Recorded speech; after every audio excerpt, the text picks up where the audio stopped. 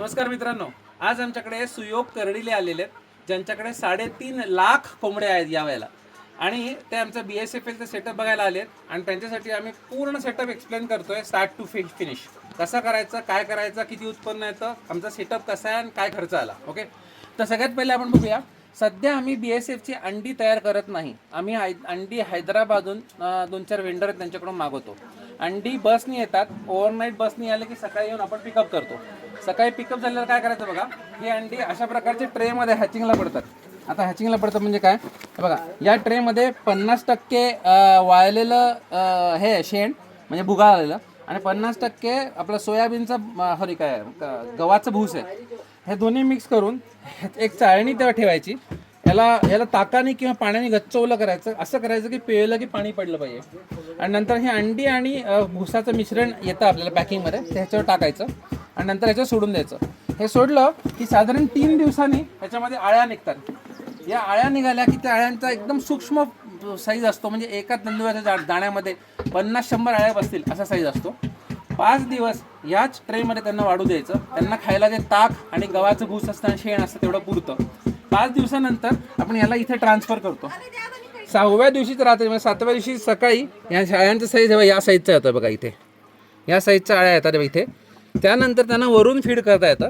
तर इथे ट्रान्सफर करताना आपण काय करतो, इथे ट्रान्सफर करताना आपण 1 इंचाची खाद्यपदार्थाची लेअर लावतो. जनरली हे खाद्यपदार्थ भात किंवा असं गिळगिळीत भाजी किंवा असं असावं, फ्रूट नको पहिल्या दिवशीचं. आणि दुसऱ्या दिवशी आता आहे म्हणजे इथे टाकल्यानंतर तर दुसरा दिवस म्हणजे इथे 7वा दिवस, आळ्यांचा जन्माचा 7वा दिवस, ह्या त्यांना वरून फीड करता येतं. नंतर वरून फीड केलं की साधारण आहे बघा, पुढचे 5-6 दिवस रोज फिडिंग केलं की अशा प्रकारच्या आळ्या तयार होतात. या अशा प्रकारच्या आळ्या म्हणजे बघा, ह्या सगळ्या आळ्या आहेत. या आता 9, 10, 11, 12व्या दिवसाच्या आहेत. 12 दिवसाच्या. तर 12, 13, 14व्या दिवसानंतर आम्ही याला हार्वेस्ट करायला सुरुवात करतो. नंतर दर दिवशी आपण एक ट्रे मोकळा करतो. आता हे लक्षात घ्या, ज्या दिवशी ट्रे मोकळा करायचा आहे त्याच्यात 2 दिवस आधी तुम्हाला याचं खाणं पूर्णपणे बंद करायचं आहे. म्हणजे उरलं खाणं खाऊन ते पूर्ण ड्राय होतात आणि ड्राय झाल्यावर त्यांना काढता येतं, चाळता येतं.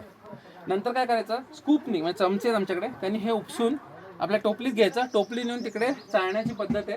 आधी 8 mm ची चाळणी, नंतर 5 mm ची चाळणी, नंतर 3 mm ची चाळणी. अशा चाळणीतून यांना काढायचं. म्हणजे मोठा कचरा वेगळा होतो, बारीक कचरा वेगळा होतो.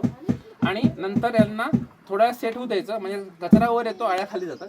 वरचा कचरा उचलून परत टाकायचा आणि आळ्या सगळ्या कोंबडीनं घालायच्या.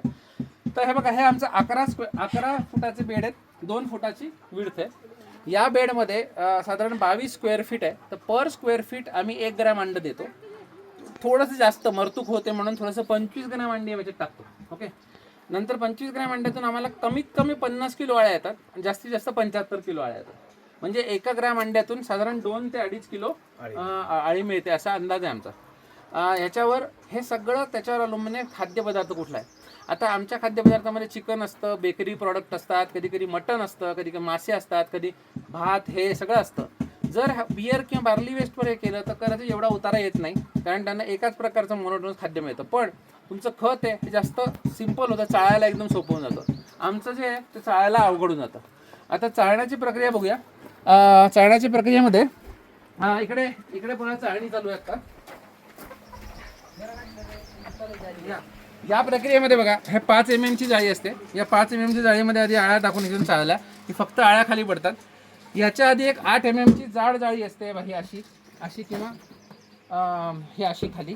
तर ज्याच्यामधून आपण जाळी काढली की त्याच्यामध्ये मोठे जे न खाल्लेल्या गोष्टी आहेत, जसा अननसाचे शेंडे आणि त्याचं किंवा लिंबाच्या साली आणि अशा सगळ्या गोष्टी वर राहतात. नंतर ह्याच्यातून मोठ्या तुकड्याने आळ्या खाली पडतात आणि शेवटची 3 mm ची चाळणी असते, त्यातून फक्त बारीक खत येतं. त्या खताचं काय असतं हे बघा, या प्रकारचं बारीक खत आपल्याला मिळतं. हे आपण आपल्या ह्यांना घालतो.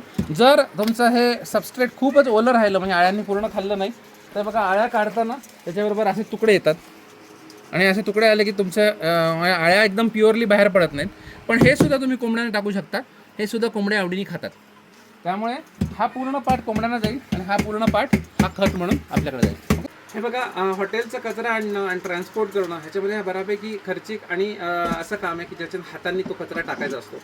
याच्यामध्ये तुमच्यासारखा जेव्हा व्हॉल्यूम असतो तर 3.5 लाख कोंबड्या आपल्याकडे आहेत. तर आपल्या ज्या कोंबड्याची पिल्लं मरतात, कोंबड्या मरतात किंवा बिअर फॅक्टरी जर आपल्या आजूबाजूला असेल तर 25 टन वेस्ट त्यांच्याकडे रोज निघतं रोज. जर तुम्ही ते आणू शकाल तर ह्याच्यावर खूप सुंदर आळ्या तुम्हाला बिअरच्या वेस्टवर करता येतील. दुसरं म्हणजे या आळ्यांना मी हातात घेऊन दाखवतो तुम्हाला. या आळ्यांचा जो अडल्ट आहे म्हणजे जो मोठी माशी बनते ती माशी कुठल्याही अन्नावर बसू शकत नाही कारण तिला खाता येत नाही.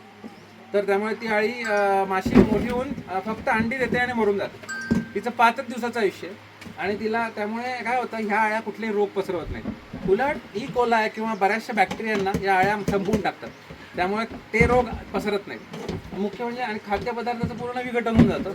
ह्या एक्सटर्नल डायजेशन करतात म्हणजे काय हे एक प्रकारचा स्त्राव सोडतात आणि नंतर परत शोषून घेतात. त्यामुळे हे तोंडाने दात नसत काही नसत त्यामुळे हे चावू शकत नाही त्यामुळे हातात घेऊ शकतो. त्यामुळे ह्याच्यातून कुठलाच धोका नाही. ना रोग होतात, ना कुठल्या माशींवर प्रादुर्भाव होतो, ना पिकाला प्रॉब्लेम होतो, ना आपल्याला चावलं जातं, ना काही होतं. त्यामुळे अगदी सहज हँडल करणारा अशा गोष्टी आहे. निसर्गाचं एक वरदान आहे ते प्रत्येक कोंबडी पालकांनी करायलाच पाहिजे. स्पेशली तुमच्या एवढा जेव्हा व्हॉल्यूम असतो त्यांनी तर करायलाच पाहिजे. तर कधी येऊ तुमची 1 एकर BSFL ची फॅक्टरी बघायला ते सांगा. लवकरच आपण सुरू करणार आहोत. त्याच मार्गदर्शनासाठी आपल्या सरांनी चांगल्या प्रकारे मार्गदर्शन केलं. आपण त्यांचे आभारी आहोत. धन्यवाद.